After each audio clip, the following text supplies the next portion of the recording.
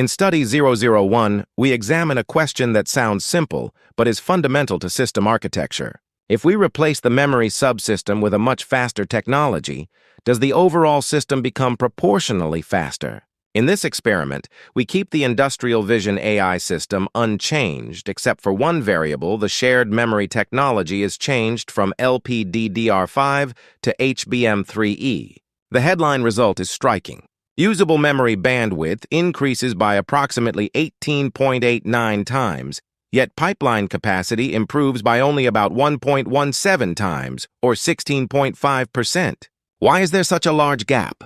The key principle is that system performance is not determined by the fastest component. It is determined by the part of the processing flow that constrains the system as a whole. In this study, we will see how PPACT Studio quantifies this behavior, identifies the root cause of the bottleneck, and uses the evidence to recommend the next architecture comparison. Let us begin by defining the engineering question precisely. No matter how capable an AI accelerator may be, it cannot perform useful computation unless the required data arrives in time. It is therefore natural to expect that a large increase in memory bandwidth should produce a large increase in system performance. But there is an important distinction. Memory bandwidth is a performance characteristic of one component. What ultimately matters at the system level is how much useful work the complete system can process. So the question in Study 001 is not simply whether the memory becomes faster. The real question is this: how much of a component-level improvement actually translates into system-level performance improvement? That question provides the central thread for the entire study. First, let us establish the starting configuration. The target application is industrial vision in an edge environment. The host uses 4 Cortex-A78 cores, and the AI accelerator is a 32 by 32 NPU. The shared memory subsystem consists of 2 LPDDR5 packages, and pre-processing is performed on the CPU. The process nodes are 16 nanometers for the SoC and 12 nanometers for the accelerator. The application requires 60 inferences per second, with a maximum allowable latency of 20 milliseconds. The important point is that every result we compare later is evaluated against this same starting configuration. In other words, we establish the baseline first and then perform the experiment. Now let us look at what changes in the experiment. Compare the starting point and the candidate in the table. The application is unchanged. The host is unchanged. The AI accelerator is unchanged. The number of memory packages remains 2. The pre-processing mode, process nodes, and target throughput of 60 inferences per second are also unchanged. Only one variable changes the memory technology. We replace LPDDR5 with 24 GB HBM3E. This is an important experimental design principle. If several architectural parameters are changed at the same time, it becomes difficult to determine which change caused the observed result.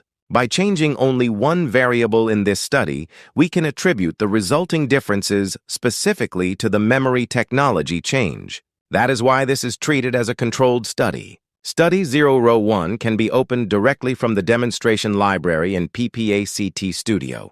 From the opening screen, select Explore the Demonstration Library. The workflow page presents a series of system architecture questions. Select the first question. Does much faster memory produce a proportional system speedup?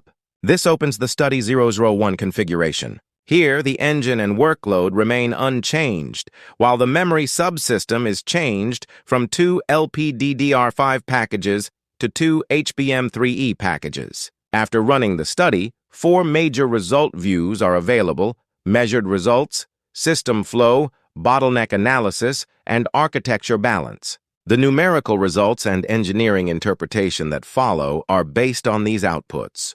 Before looking at the result, let us state the hypotheses.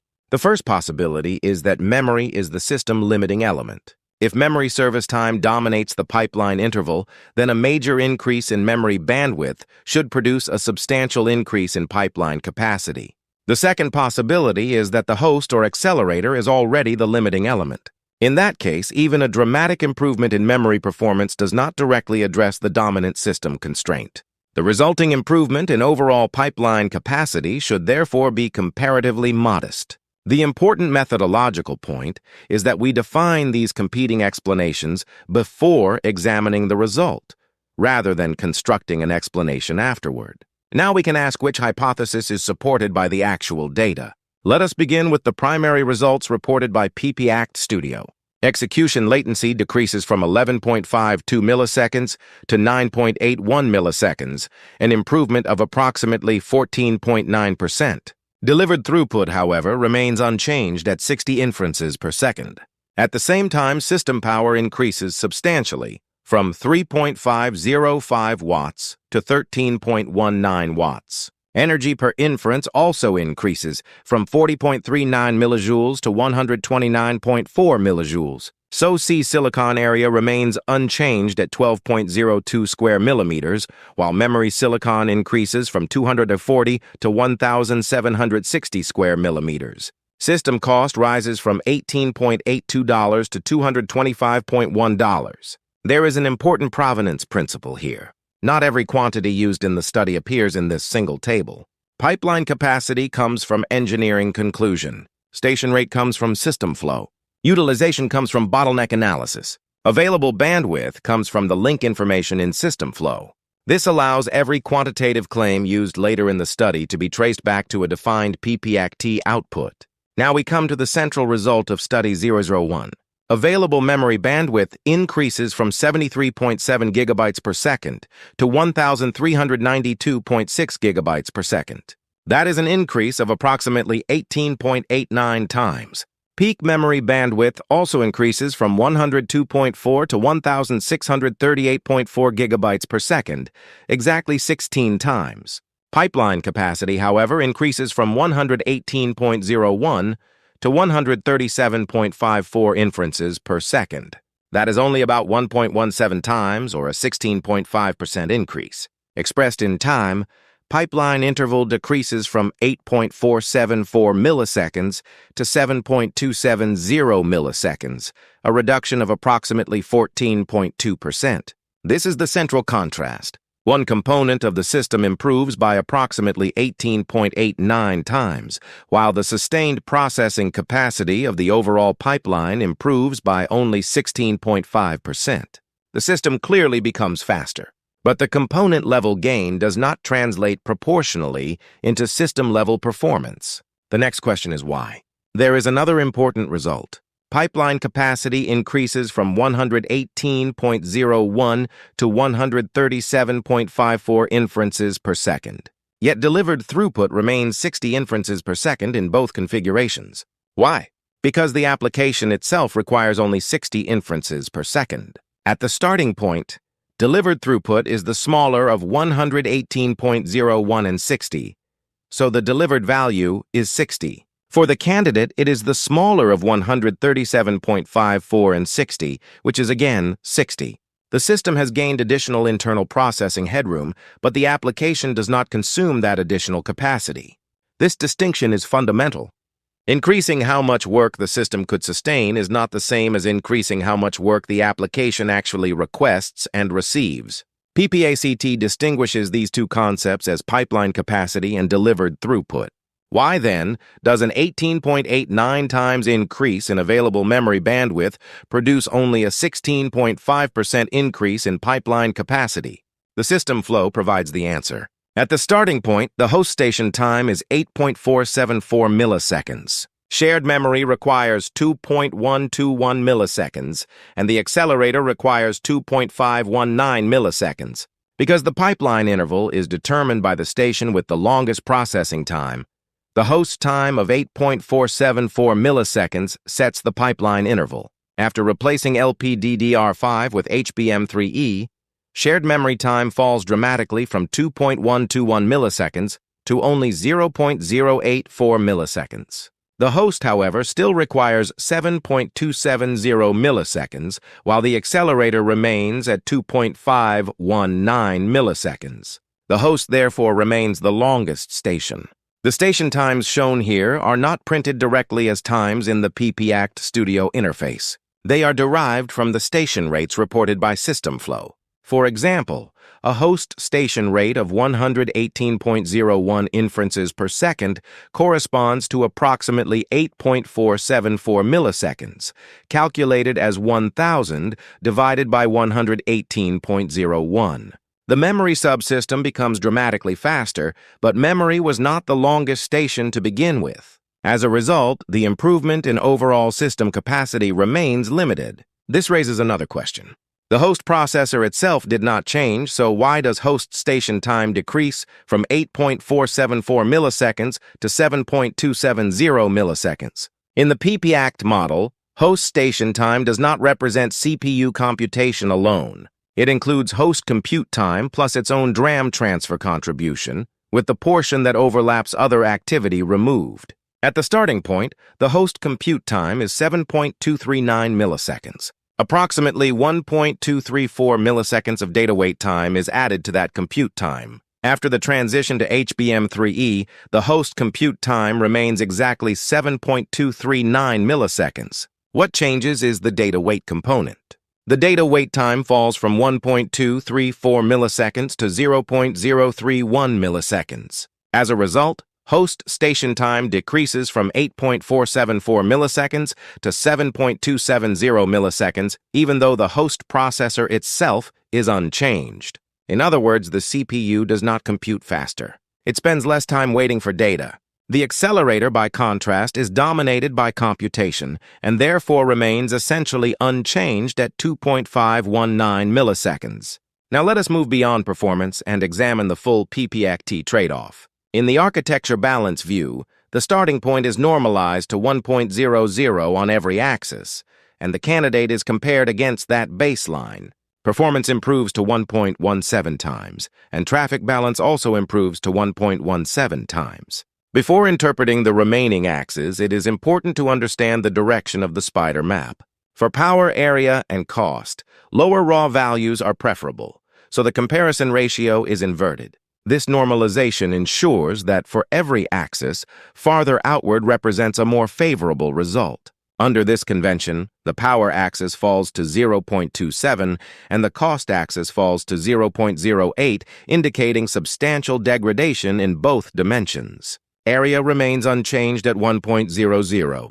The spider map is not intended to collapse the entire system into a single score. Instead, it allows us to see how an architectural change redistributes trade-offs across performance, power, area, cost, and traffic. In this case, the conclusion is clear. Performance and traffic balance improve, but they do so at a substantial penalty in power and cost. The area result requires more careful interpretation. System cost increases from $18.82 to $225.1, or roughly 12 times. Memory silicon increases from 240 to 1,760 square millimeters, or approximately 7.3 times. Yet the area axis in architecture balance remains at 1.00. Why? Because the area axis in this view tracks SoC silicon. SoC silicon remains 12.02 square millimeters in both configurations. Memory silicon is reported separately in measured results. Therefore, an area value of 1.00 on the spider map does not mean that the total amount of silicon associated with the system is unchanged. SoC silicon and memory silicon are distinct metrics and must be interpreted separately. We can now combine the evidence and identify the root cause. At the starting point, host utilization is 50.8%, shared memory utilization is 12.7%, and accelerator utilization is 15.1%. After the move to HBM3E, host utilization decreases to 43.6%, while shared memory utilization falls to just 0.5%. However, we should not identify the bottleneck simply by selecting the component with the highest utilization. In PPACT, the limiting station is determined by station time, not by utilization.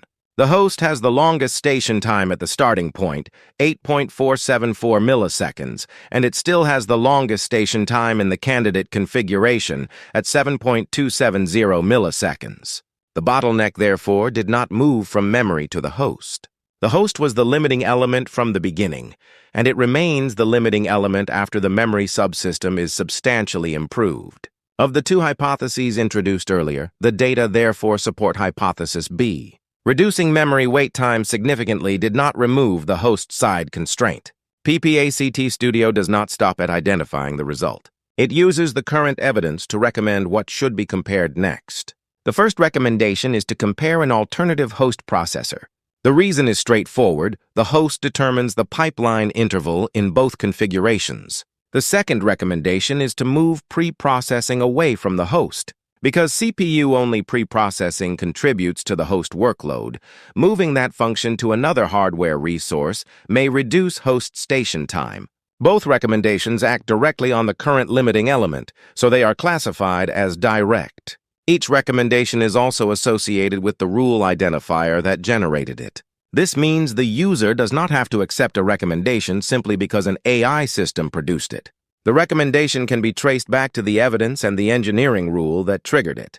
There is also an important limitation. PPACT is identifying the next comparison to perform. It is not predicting in advance how large the resulting performance improvement will be. Let us look one level deeper at how those recommendations are selected. Follow the sequence shown on the screen: evidence, rule trace, next comparison, and rerun. The process begins with evidence observed in the current system. An applicable engineering rule is then evaluated, and the rule trace shows why that rule was selected. The result is a proposed next comparison. That alternative is then applied, and PPACT is run again to measure the actual outcome. Other alternatives, such as changing the accelerator or the number of memory packages, remain available, but they are classified as contrast because they do not directly address the current host constraint. The memory technology change is classified as completed because that is the comparison already performed in this study. The meaning of a recommendation should therefore be interpreted carefully. PPACT does not say, upgrading the host will improve performance by 30%. Instead, it says, the host is currently the limiting station, so a host-side improvement is a rational next comparison. The next comparison defines the direction of the next experiment. The actual improvement must be established by the rerun result. We can now summarize the study in 3 layers: observation, interpretation, and decision. First, the observation. Available memory bandwidth increases by 18.89 times. Pipeline capacity increases by 16.5%. Delivered throughput does not change. System cost increases by roughly 12 times, and system power increases by approximately 3.8 times. Next, the interpretation. Memory service time falls from 2.121 milliseconds to 0.084 milliseconds, making its contribution nearly negligible. The host, however, determines the pipeline interval both before and after the memory upgrade. The reduction in memory wait time, therefore, does not eliminate the host-side constraint. This leads to the decision. For this workload and this configuration, additional investment in memory is not the first design variable that should be examined. It is equally important not to overstate this conclusion. The result does not mean that HBM3E is inherently unnecessary. It does not mean that the starting point is an optimal design. And it does not imply that these numerical values would be reproduced directly in fabricated silicon. These results are produced by the PPACT analytical model for this specific workload and configuration. Maintaining that scope is essential to a rigorous engineering interpretation. Let us close Study 001 with the engineering takeaway. The degree to which a faster component makes the system faster depends on whether that component changes the constraint that actually limits the system. In this case, available memory bandwidth increases by 18.89 times, but pipeline interval decreases by only 14.2%, and pipeline capacity increases by only 16.5%. The reason is that the system is limited by the host, not by the memory subsystem. The screen summarizes the result from 3 perspectives. First, for the architect. Before selecting a faster component, identify which station currently determines the pipeline interval. Second, for the procurement decision. In this study, system cost increases by roughly 12 times, while the delivered throughput actually consumed by the application remains 60 inferences per second. Selecting a more expensive component and delivering more application-level performance are therefore not the same decision. Finally, for the next study. Because the host remains the limiting station before and after the memory change, the natural next step is to evaluate alternatives that directly address the host-side constraint. There are two questions to remember from Study 001. Which station currently determines the pipeline interval? And if that component is improved, can the application actually use the additional capacity? Those two questions capture the central lesson of Study 001. In Study 002, we will examine a different architecture question. Does a bigger engine always help? In other words, does using a larger AI compute engine always make the system faster? Thank you for watching. And engineering questions and technical feedback are always welcome. See you in Study 02.